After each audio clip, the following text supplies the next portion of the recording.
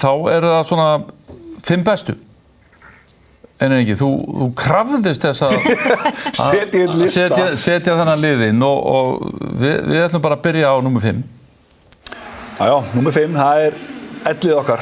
Ég heilt yfir eins og ég sagði, hann var hann frábær í mótinu. Stríðsmaður, skorar 8 mörk á móti Slóvenum og móti Sviss.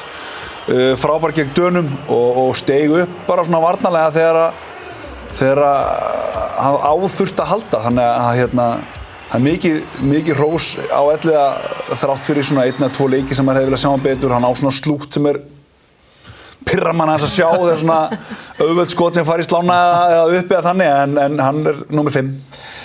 Hver númer 4? Númer 4, það Snorri Steinn. Hann enn að spila eða? Fór hann að framum? Já, við setjum Snorra Steinn í 4. sæti. Hann, að mínu mati og allt þetta átti frábært mót. Hann var að vaksa sem þjálfari og heilt yfir með gott skipulag á liðinu. Hann þurfti að eiga við fullt af krefjandi verkefnum, sérstaklega varnarlega, næra kveiki Ómar einhvern veginn á miðjum móti. Þannig að þú veist, það ekkert sjálfgefið, þú veist, það tilfinningar í honum, hann gefur af sér og ég tel hann vera á réttri leið með liðið. Við hefðum vilja medalíuna en horfandi á þetta raunsætt, þá þetta bara ótrúlega jöfnlið, jafnt mót og 4. sæti hans. Hver fær bronsið hjá Einar Inga? Bronsið, það Ómar Ingi. Ómar Ingi byrjaði hægt, byrjaði svona í kannski að taka hann svo mikið pláss varnarlega og ekki alveg í takti en eins og ég nefndi áðan líka með þegar Viggo kom einhvern veginn inn í hennar svíaleik þá breyttist líka mómenti hjá Ómari. Hann kemur aftur inn í þann leik svona síðustu 15 mínútur þegar við erum með 2-3 marka forystu, gerir mjög vel þar, byrjar að skjóta sjálfur einmitt utan